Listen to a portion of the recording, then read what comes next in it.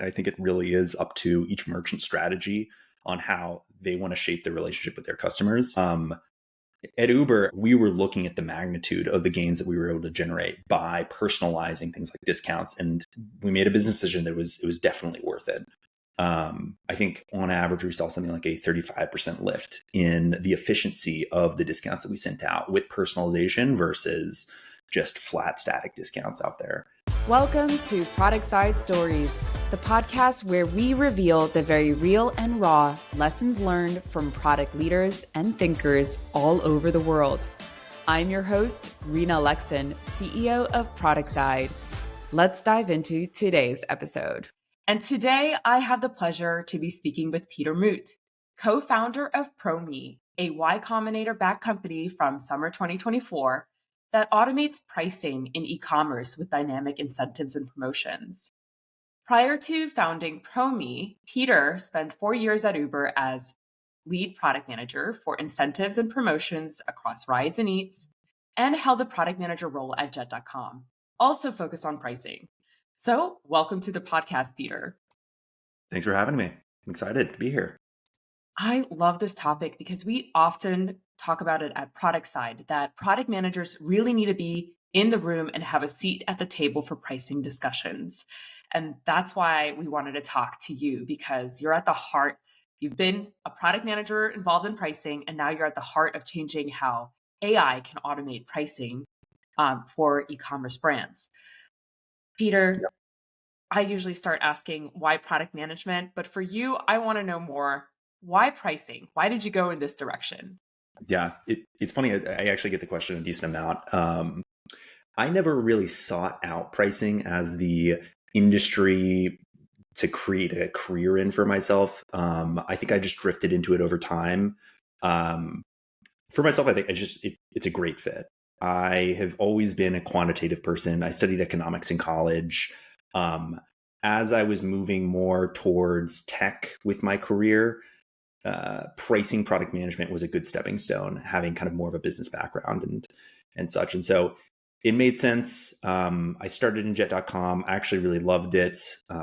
It was very quantitative, very experiment driven, and kind of have doubled down ever since. Yeah, I think that's kind of the way that I found myself into pricing.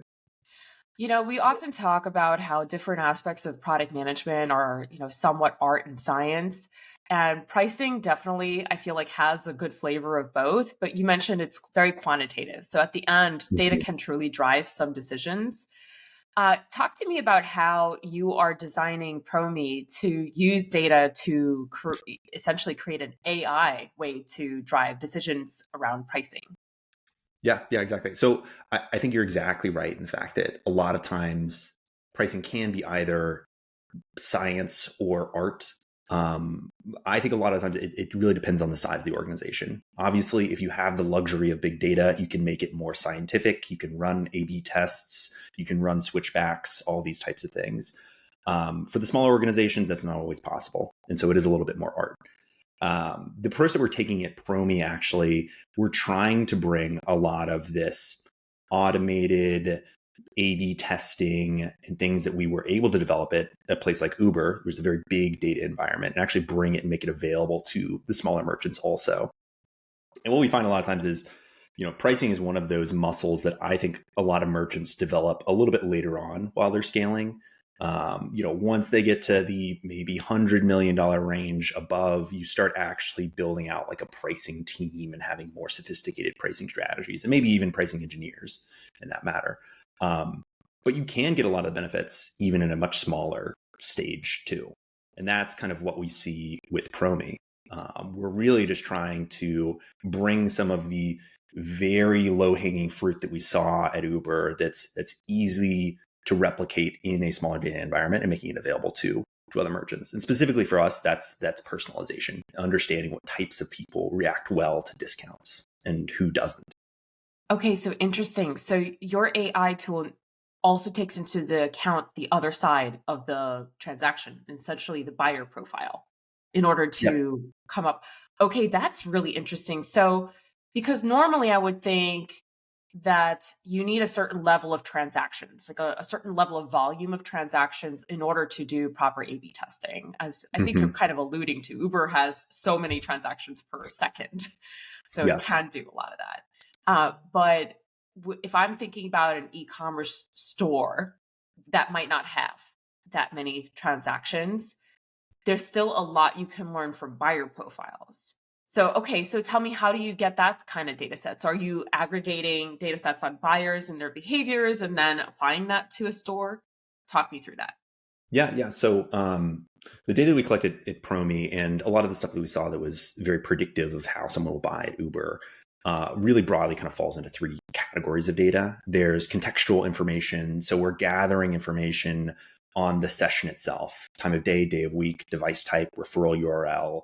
A lot of those are actually pretty predictive already on like whether someone will buy or not. Good example in that data category would be referral URL, where if someone is typing in the URL of your website directly, they are typically on a mission to go purchase something. They have a high conversion rate. On the flip side, if someone is coming from Google Ads, Facebook, Instagram, things like that, they're typically more in the browsing mindset. Maybe an ad caught their attention and they're going in, they're just taking a look through. And you see that conversion rate is typically much lower for that category. And so we can exploit those types of things. And that's kind of just the contextual data category. We're also using things like personal data. So what's the view history of this person when they jump on the website? What's the transaction history? What types of products have they bought? And things along those lines. Those are, I think, for a lot of people, a little bit more intuitive in the fact that they would be predictive of elasticities and whether or not someone will purchase. Obviously, returning users typically have a higher conversion rate than new users. And then the last data category that we look at is just like the product information itself. So what's the profit margin, the price, any of that metadata. We're able to kind of string all of that together to get a good understanding of the conversion rate for different types of people when they jump on the website.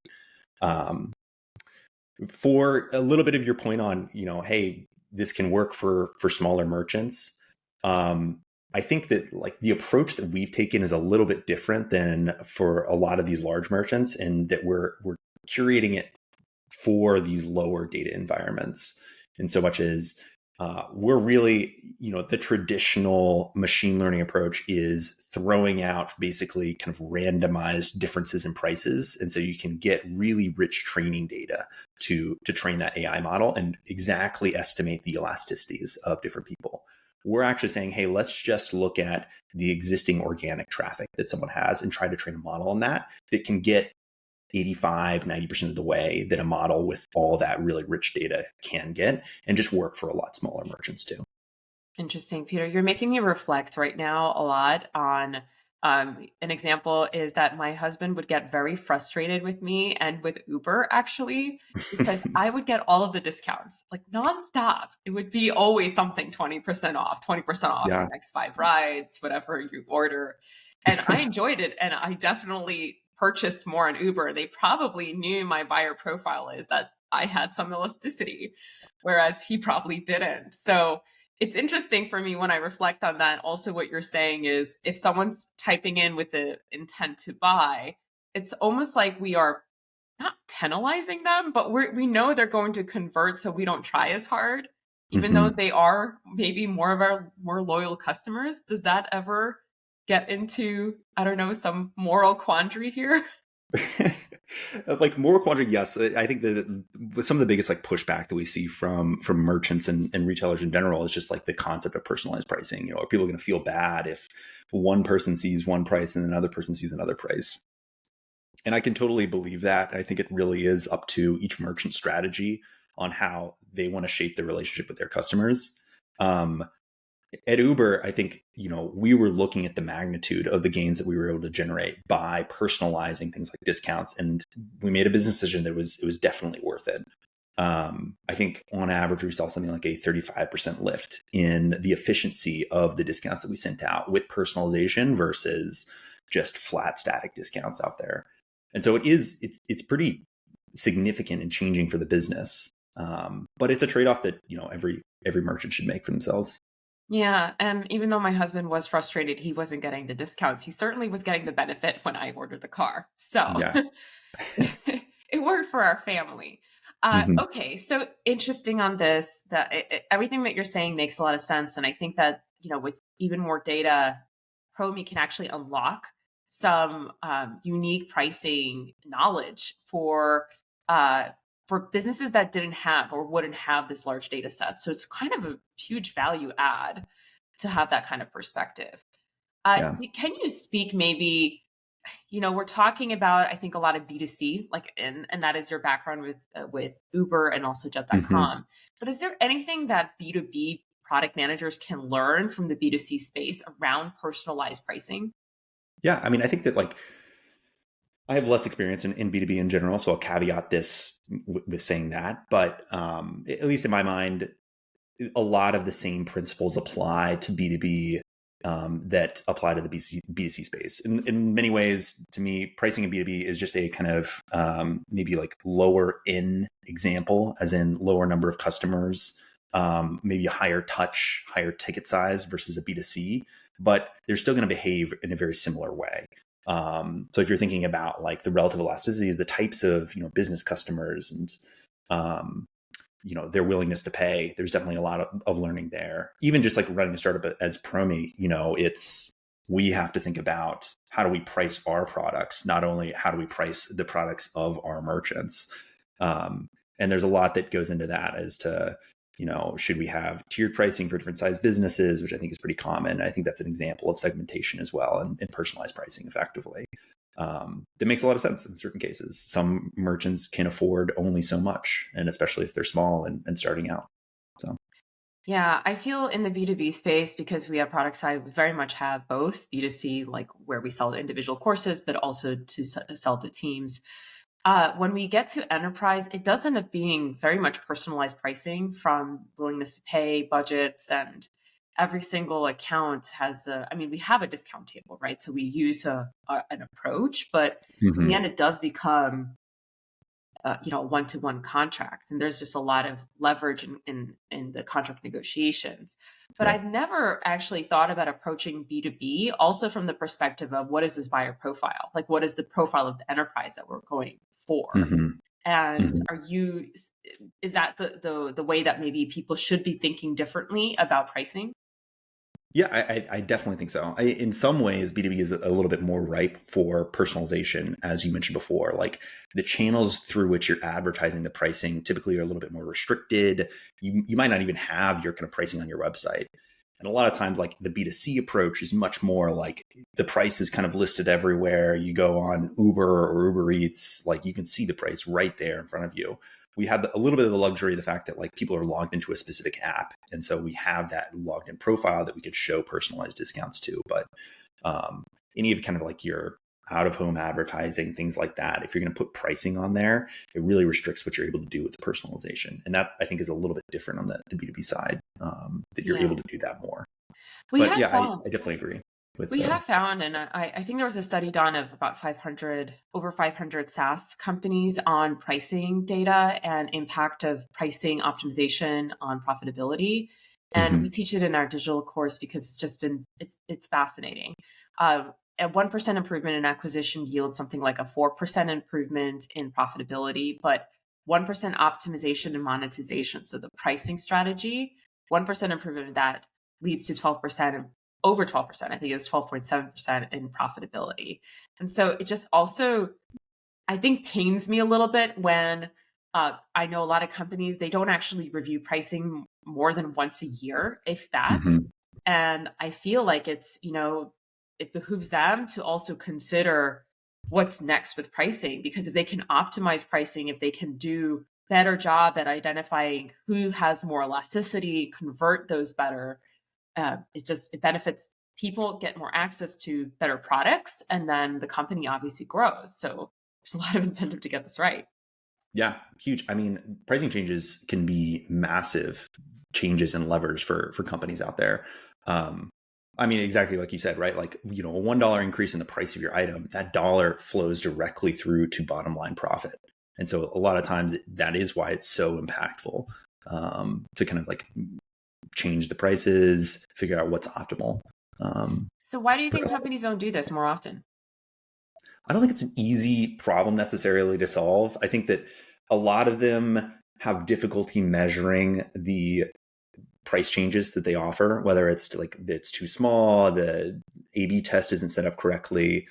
Um, there's a lot of kind of like intuition based, even at like the companies the size of Uber, we would have internal conversations about, what is the right kind of investment to make. If you think of it that way, we can make these kind of short-term pricing changes that show a bump in revenue or a bump in profit, but we're worried about kind of the long-term impact, how it'll shape LTV for the customers.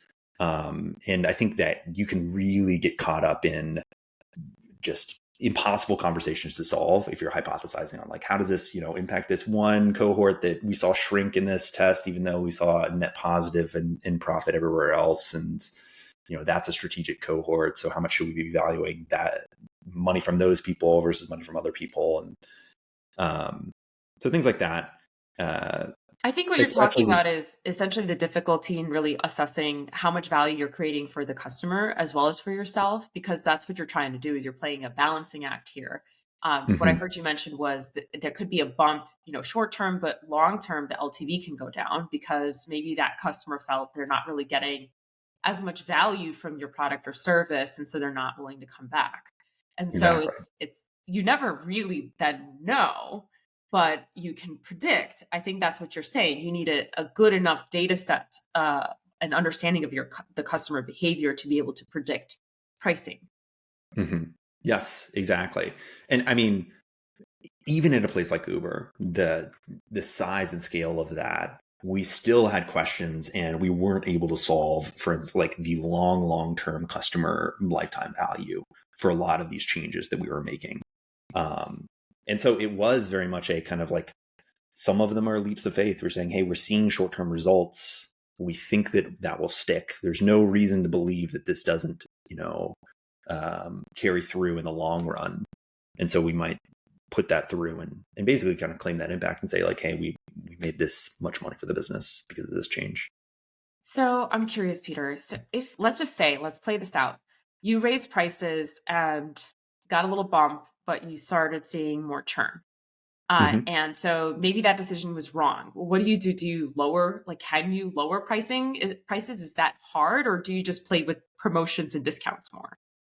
I mean, it depends. So fortunately, Uber, we kind of had a little bit of a framework that we would work with on something like this. It's kind of an investment framework. I think actually applies really anywhere. It's so, what is the ROI of the pricing change, right? And really it was, if we're giving a discount, what's the profit cost of that discount versus how much revenue on the top line that we're actually generating. For most businesses, I think you're really just trying to optimize profit. For very growth centered businesses, that might not always be true. You might actually prefer to get a little bit, sacrifice some profit if you're generating enough revenue in exchange. And so a lot of the changes that we would make, we would look at basically the efficiency of those investment levers, whereas like promotions, for instance, were considered an investment lever. If we raised prices and we saw that actually churn was going up, we would think of, okay, in that moment of time, what is the marginally most effective lever or most efficient lever? If, for instance, there was one that was profitable and it was just, we'd make more money without sacrificing too much revenue, and that trade-off was the most favorable, we would go through that lever. That might be lowering prices. That might be, though, actually running more discounts. And typically what we found is like discounts were relatively efficient in terms of compared to just price changes too. Yeah, I find that if people were to think about all of the the alternatives that they can have, let's say if they make a decision on price, increase the price, it's not the end of the world. They can always reduce price or, as you're saying, have other levers. I do wonder how much that stops people from making increases, especially I think in the, maybe not so much in the startup space where people are really educated about pricing, but in the small businesses that run America, I think there's a lot less education there. Yeah. Okay, so in your experience, what would you say people get wrong the most about setting prices? Um, well, so I think that a lot of times there's a lot of kind of intuition that comes into pricing, and maybe harkening back to the discussion we had on what's the right timeline over which to measure the impact that you're making. Just in my experiences, both at Jet and in Uber, there were endless teams that had ideas on, strategic investments that we should make because theoretically they would pay off in the long run. And they weren't necessarily data driven and such. And I think that kind of intuition, a lot of times, personally, I think it's wrong. And people are just, kind of coming up and strategizing their mind without a good foundation. I think that is something that people get wrong a lot. I think that I would stress people be as data driven as possible. I bet I could convince a lot of people here that, hey, like we should be giving discounts, for instance, to our most loyal customers because, they are the ones that we need coming back more and more. They generate a lot of profitability for us. When in reality, if we give discounts to our most loyal customers, we're just carving more into margin because they were already going to place the order at that higher price anyway. And so like that is an example of like, that's just inefficient. That was a intuition that just didn't work out.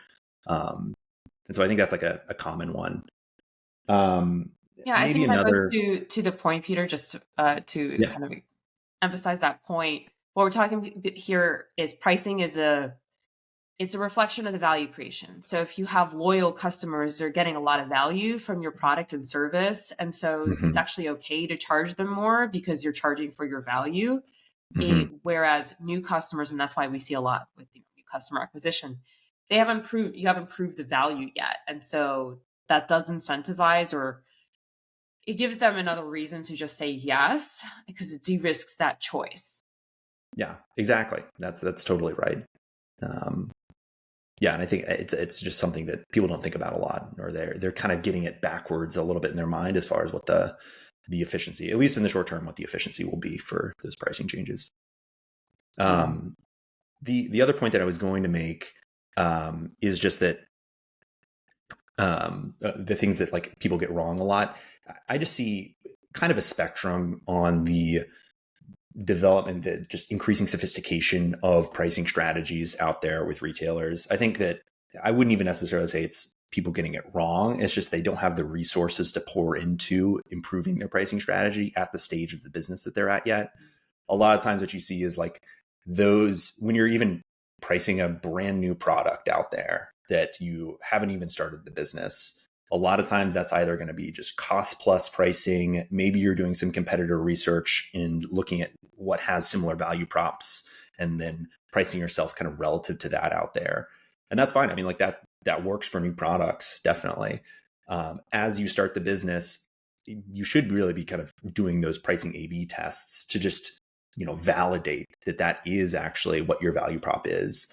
And that's probably kind of the next stage of sophistication. Then you can get into some more of those like dynamic pricing updates. Then you can get into more of that personalization as you get bigger and bigger and you get more data.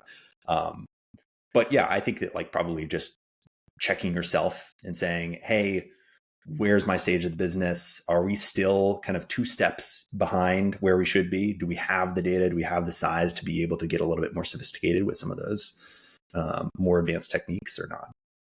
So I was going to ask you what, you mentioned a lot, or we've been talking a lot about the importance of having data behind your Hmm. decisions. But if you are starting a new product, you don't quite have as much data. And so is your advice then to start with the cost plus, like just get some margin because at that point, there's just too much you don't know that you kind of have to start somewhere?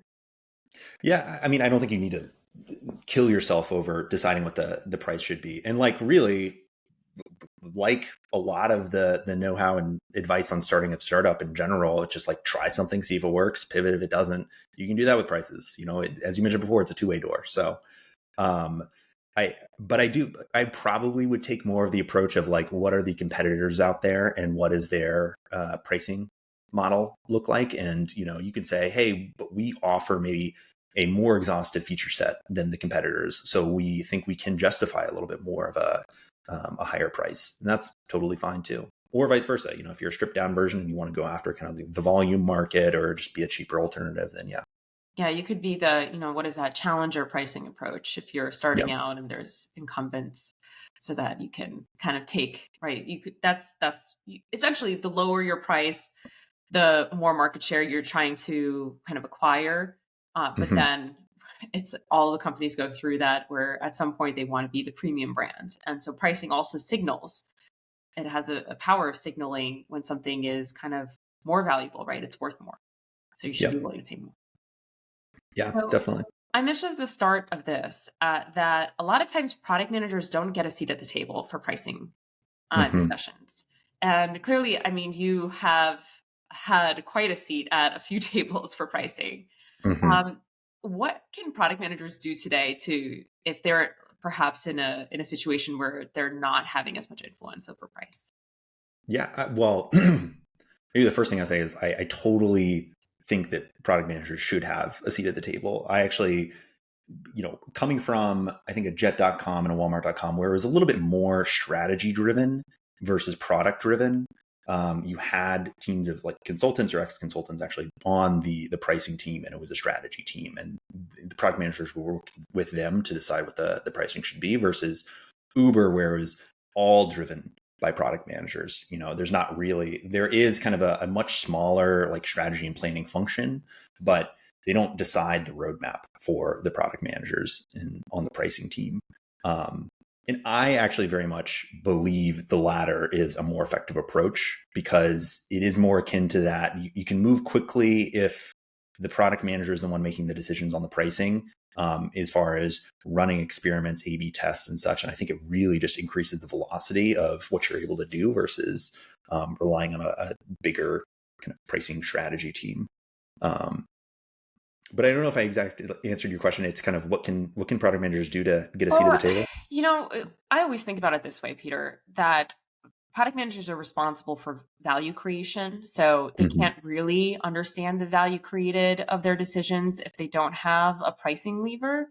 So it Mm-hmm. makes the most sense to me from a company standpoint to have that major value voice at the table in helping drive those decisions. You also said a Mm-hmm. benefit of product managers also have that skill set of experimentation. And so being data driven, having experimentation, that's also quite necessary for pricing.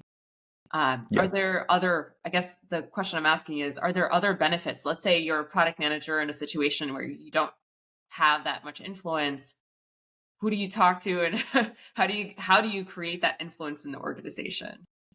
Yeah. I mean, that's a great question. I think that a lot of times it really does have to come from leadership, as far as like an org change and actually willingness to kind of get the tech team involved.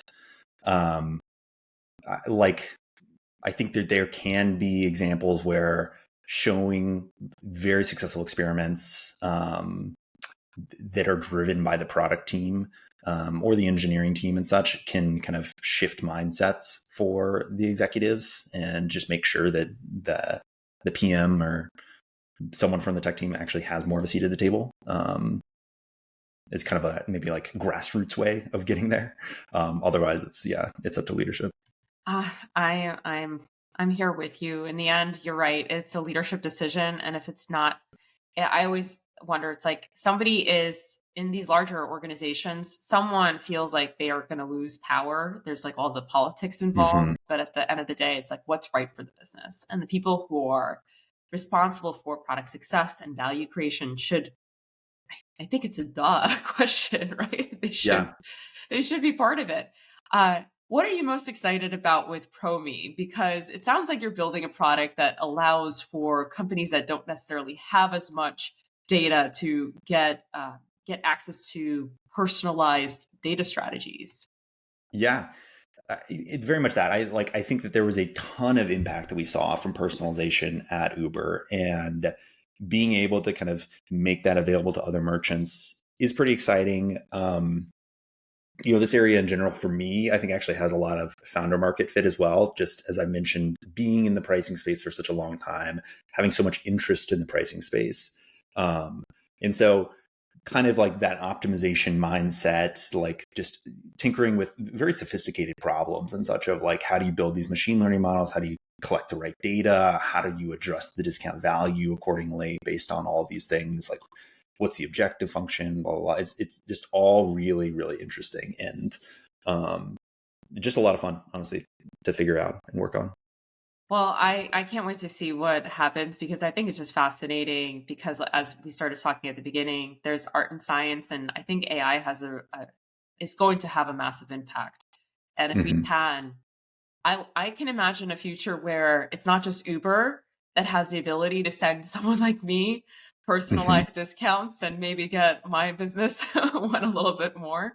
But Yeah. I'm a typical consumer, right? Like we all get influenced by having a good deal, a good value. Yeah. Yeah. Yeah. No, definitely. And like, there are examples of personalized discounts out there today that I think that um, are probably more prevalent than most people realize. There's the concept of just your typical marketing segmentation, and marketers will stick kind of one discount value in an email to this segment and a different one to this other segment. Or first order discounts are another good example, where there's a pop-up on a website and that's really only if you haven't placed an order before, or things like that.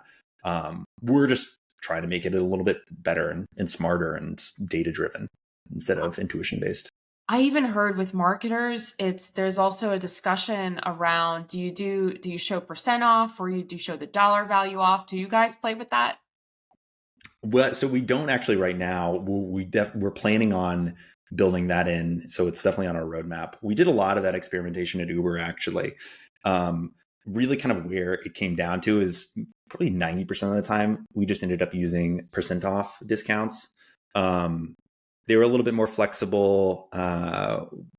We didn't find great success with some of the more like creative structures that we were using in the past. So we tried things like almost a punch card system. So it's like, ride this many times this week and get 20% off next week.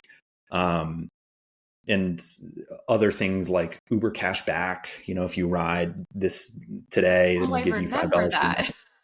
Yeah, yeah. And it, like, this is maybe another good example of like intuition saying like, these things obviously would make sense, right? It like leads to more stickiness. You're incentivizing the next order instead of this order. But something we saw with Uber cash back is just that, and maybe this is unique to Uber, just so many people would take that second trip anyway, that our utilization, our burn or like redemption rate on that Uber cash was near 100%. And it turns out that just the concept of getting a discount in the future was just so much less compelling than getting a discount right now on this order, that you just didn't really see that kind of revenue and trip lift. And so it ended up not being very efficient. Yeah, I can imagine, especially with Uber, it makes sense to me why you would also do the percent off because it's Mm-hmm. the dollar amount is not as impressive as that percent off. So it's like the psychology of that. And Yeah. it's interesting to me, like the the timing between the reward generation. Mm-hmm. It's I guess it just depends on the frequency of the use, right? The frequency of the use and then the total dollar value. Okay, Yeah. can you end a controversial discussion? Does it matter if you charge someone $20 or 19.95? I don't know if I'm like the definitive one to weigh in on this. I've heard so much conflicting data. Also, like, I think there were some studies I've seen, like, yeah, there is like kind of the I don't know, like the sense value of this, but then I also saw some other study that was like, actually that first study was not effectively structured, and so we don't think that there's that much of an impact. So um, I don't know. Maybe I'll leave it. I don't know. The jury's still out, Still but controversial. it's still No, controversial. I go back and forth on it too. I'm like, at some point, it was supposed to be psychologically, but then now are people kind of wise to it? And now you're trying to trick me and I don't trust you as much. So who Yeah. the hell knows? All right. Yeah. So if you have one piece of advice for product managers stepping into their hopefully not annual, more frequent pricing Hmm. review committee, Hmm. what would it be? I think it's being data driven, challenging your intuitions, being experiment focused. um, and really kind of iterating quickly through that. I think a lot of the mistakes that I've seen operations teams in the past do is kind of take a strategy because they think theoretically it should pay off and it's intuitive, and they never test it. And they're running with this for years, and it turns out that it's actually not the best thing for the business. And so, always challenging yourself to the extent that you can, with the data that you have available in your organization. I feel like that advice can be applied to just about everything in product management. Experiment, learn, and don't have an ego about it. So I Yeah. love that advice. Thank you so much, Peter. How can people find you after this episode has aired? Yeah. Well, so we have our Promi website, usepromi.com. You can go on there, get in contact, reach out on LinkedIn. Obviously, I have a presence there as well. Yeah, I think those would be the best ways. Awesome. Well, everyone, if you found our conversation valuable today, I always like to say, don't keep it to yourself. Share it with a friend and subscribe to Productside Stories so you don't miss a future episode. Thank you for tuning into Productside Stories. I hope today's insights inspire you and propel your product journey forward. Remember, every challenge is a lesson waiting to be learned. And you can also visit us at productside.com for more free resources like webinars, templates, playbooks, and other product wisdom repackaged for you. I'm Rina Alexin, and until next time, keep innovating, keep leading, and keep creating stories worth sharing.